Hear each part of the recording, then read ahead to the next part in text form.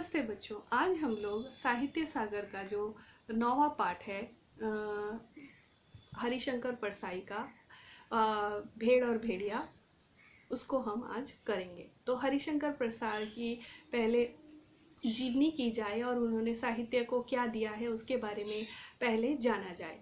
तो हरिशंकर परसाई जो हैं, जिनका जन्म 22 अगस्त 1924 को मध्य प्रदेश के होशंगाबाद जिले में हुआ था, जिन्होंने जबलपुर से वसुधा नाम की साहित्यिक मासिक पत्रिका निकाली थी और 10 अगस्त 1995 को इनका निधन हो गया। परसाई जी व्यंग लेखक हैं। व्यंग लेखक यानी वो मजाक मजाक में बहुत सारी गहरी बातों को बहुत ही आसानी से कह देते हैं, इसीलिए इनको व्यंग लेखक कहा जाता है। और इन्होंने अपने व्यंग के माध्यम से समाज की बहुत सारी समस्याओं को, बहुत सारी तकलीफ़ों को, बहुत सारे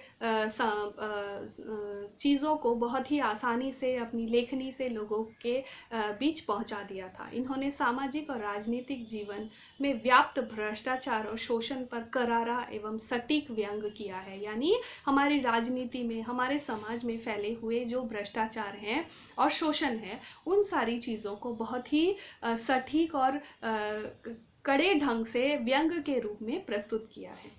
परसाई जी की भाषा एक खास अंदाज में है, जिसके कारण वह पाठकों के मर्म को छू जाती है। यानी परसाई जी की जो भाषा है, जिस भाषा में वो लिखते थे, उस भाषा में एक ऐसी चुभन थी जो लोगों के हृदयों को चुभ जाती थी, लोगों के हृदयों को छू जाती थी। हंसते हैं, रोते हैं, जैसे उनके दिन फिरे, भोला राम का जीव, इनके प्रमुख कहानी संग्रह हैं। इन सारी कहानी संग्रहों में उन्होंने इतनी अच्छी अच्छी बातें और इतनी अच्छी तरह से प्रेजेंट किया है, इतनी अच्छी तरह से प्रस्तुत किया है कि एक व्यक्ति उसे अगर पढ़ता है तो वो हमारे समाज में फैले हुए बुराइयों को, भ्रष्टाचार को बहुत ही आसानी से समझ सकता है।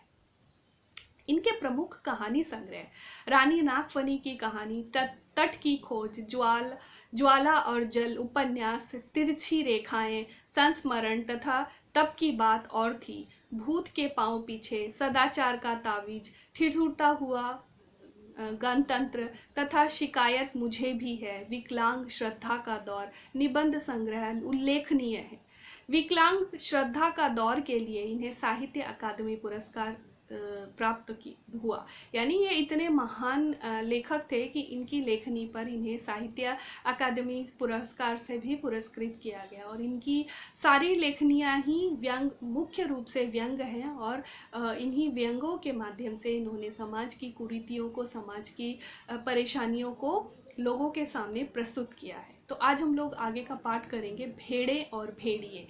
यहाँ पर भेड़ और भेड़िए जो है वो प्रतीक है। प्रतीक यानी वो दिखा रहे हैं कुछ लोगों को। भेड़े यानी आम जनता, यानी हम आम जनता, और भेड़िए यहाँ पर राजनीतिक जो नेताएं हैं उनकी ओर इशारा किया गया है। तो ये कहानी जो है वो मूलतः एक जंगल की कहानी है, जहाँ पर भेड़े जो है वो आम आदमी की तरह हैं और भेड़िए जो है वो नेता हैं।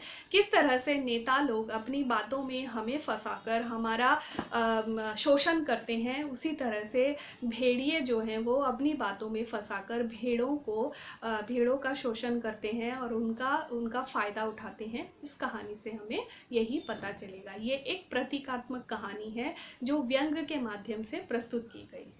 तो कहानी कुछ इस तरह से है। एक बार एक वन में पशुओं को ऐसा लगा कि वे सभ्यता के उस स्तर पर पहुंच गए हैं जहां उन्हें एक अच्छी शासन व्यवस्था अपनानी चाहिए। यानी एक बार जंगल में वहाँ के जो छोटे छोटे पशु थे, उन्होंने सोचा कि सभ्यता, हमें भी सभ्य, हमें भी सिविलाइज्ड होना चाहिए। हमारी सिविलाइजेशन इस स्तर पर पहुँच गई है जहाँ एक शासन व्यवस्था की अपनानी चाहिए, एक ज़रूरत है। यानी एक सिस्टम की ज़रूरत है जिसमें कुछ नियम होंगे, और उन नियमों का पालन करके हम बहुत ही अच्छी तरह से अपने जीवन को और अपने आसपास को चला सकते हैं। और एक मत से यह तय हो गया कि वन प्रदेश में प्रजातंत्र की स्थापना होगी। यानी वन प्रदेश में डेमोक्रेसी होगी। डेमोक्रेसी यानी यहाँ पर जैसे जैसे हम लोग मनुष्य लोग हम लोग क्या करते हैं, हम डेमोक्रेसी कैसे करते हैं, हम वोट करते हैं, हम अपना प्रतिनिधि चुनते हैं, हम अपना नेता चुनते हैं जो क्या करता है, जो हमारी बात को आगे शासन व्यवस्था में जो सबसे ऊपर होता है वो उसको पहुंचाता है। तो इसके लिए हम अपना नेता खुद चुनते हैं। तो ऐसे ही व्यवस्था यहाँ पर भी जंगल में भी उन्होंने सोची कि ऐसा ही कुछ किया जाए।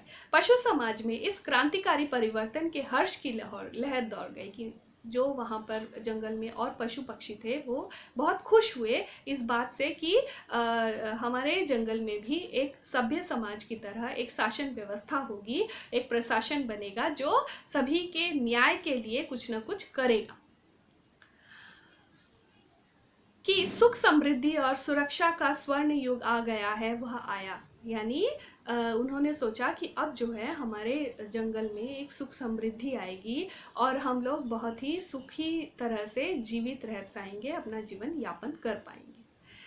जिस वन प्रदेश में हमारी कहानी ने चरण धरे हैं उसमें भेड़ें बहुत थी, निहायत नेक, ईमानदार, कोमल, विनयी, दयालु, निर्दोष पशु जो घास तक को फूंक फूंक कर खाता है। यानी यहाँ पर बहुत अच्छी तरह से समझिए, यहाँ पर दो चीजों के बारे में कहा गया है। यहाँ पर वन प्रदेश में, जंगल में और हमारे समाज में, सबके बारे में कह रहे हैं एक साथ ही। बहुत ही सुंदर व्यंग के रूप में प्रस्तुत किया है कि जिस वन प्रदेश की ये कहानी है वहाँ पर भेड़ें बहुत थी। यानी यहाँ जैसे हम लोगों में आम जनता बहुत ज्यादा है।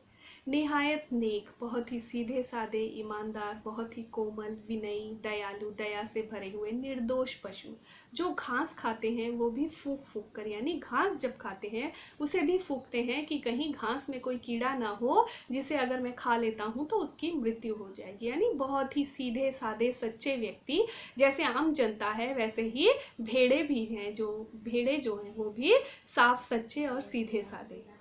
भेड़ों ने सोचा कि अब हमारा भय दूर हो जाएगा, क्योंकि उनको पता है कि हम लोग संख्या में ज़्यादा हैं।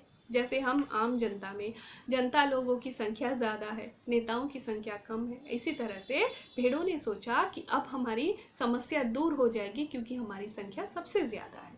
हम अपने प्रतिनिधियों से कानून बनवाएंगे कि कोई जीवधारी किसी को ना सताए, ना मारे। यानी हम जब नेता बनेंगे तो हम एक अपने प्रतिनिधि, यानी हमारा जो वॉलंटियर होगा या हम जिसको चुनेंगे वो जब ऊपर शासन व्यवस्था के पास जाएगा तो हम एक कानून बनाएंगे, हम एक लॉ बनाएंगे कि कोई भी जीवधारी, यानी जिसके अंदर प्राण है, ऐसा व्यक्ति किसी और जीवधारी को कभी सताएगा नहीं और मारेगा भी नहीं। सब जिएंगे और जीने देंगे, यानी सभी जीवित रहेंगे और खुद भी जिएंगे और हमें भी जीवित रहने देंगे। शांति, स्नेह, बंधुत्व और सहयोग पर समाज आधारित होगा। यानी हमारा ये जो जंगल व्यवस्था है या हम मनुष्यों के बारे में कह रहे हैं कि ये कैसी होगी, शांति होगी। यहाँ पर शांति होगी, यहाँ बंधुत्व होगा, यहाँ सब में फ्रेंडशिप होगा, सब में स्नेह होगा, सब एक दूसरे को पसंद करेंगे, सब एक दूसरे की सहायता करेंगे, तभी ये हमारा समाज जो है बहुत ही शांति के साथ और अच्छी तरह से रहेगा। इधर भेड़ियों ने सोचा कि हमारा अब संकट काल आ गया। यानी भेड़िए जो थे वो चिंता में पड़ गए। कि चिंता क्या थी, क्योंकि उनकी संख्या कम थी इसीलिए वो लोग बहुत चिंतित हो गए। उनके ऊपर संकट के बादल जो है वो मंडराने लगे। भेड़ों की संख्या इतनी अधिक है कि पंचायत में उनकी ही बहुमत होगी। यानी भेड़ जो है वो संख्या में अधिक होते हैं, उनकी गिनती अधिक होती है, इसीलिए वो कह रहे हैं कि वो पंचायत में उनका ही बहुमत होगा, यानी उनको ही अधिक वोट मिलेंगे। और अगर उन्होंने कानून बना दिया कि कोई पशु किसी को ना मारे तो हम खाएंगे क्या, क्योंकि भेड़िए जो हैं वो तो दूसरे पशुओं को मार के खाते हैं। इसीलिए वो बहुत चिंता में पड़ गए, उनकी संख्या कम थी। उनकी और एक चिंता थी कि भेड़े जो हैं वो संख्या में अधिक हैं। तो भेड़े जो हैं अगर ऐसा कोई कानून बना देते हैं कि कोई पशु किसी पशु को नहीं मारेगा और तो फिर हम किसको खाएंगे, क्योंकि हम तो घास खा नहीं सकते हैं, वो तो दूसरे पशुओं को ही खाते हैं। क्या हमें घास चरना सीखना पड़ेगा क्या? नहीं, क्या हम अब घास खाना सीखेंगे? क्या हम अभी घास खाने के लिए ही तैयार हुए हैं? ज्यों ज्यों चुनाव समीप आता भेड़ों का उल्लास बढ़ता, यानी भेड़ों की संख्या अधिक थी। जैसे ही चुनाव जो है वो पास आ रहे थे, वोट का डेट जो है वो पास आ रहा था इलेक्शन का, वो भेड़ें जो थी वो बहुत खुश हो रही थी। और ज्यों ज्यों चुनाव समीप आता भेड़ियों का दिल बैठता जाता, और भेड़िए जो थे वो संख्या में कम थे, उनकी गिनती कम थी, वो कम थे, इसीलिए वो भी उनका दिल बैठा जाता, यानी वो लोग भी चिंतामग्न हो गए। आज का पाठ यहीं तक, इसके बाद का भाग हम अगली वीडियो में करेंगे। अपना ध्यान रखना और अच्छी तरह से पढ़ाई करना। धन्यवाद।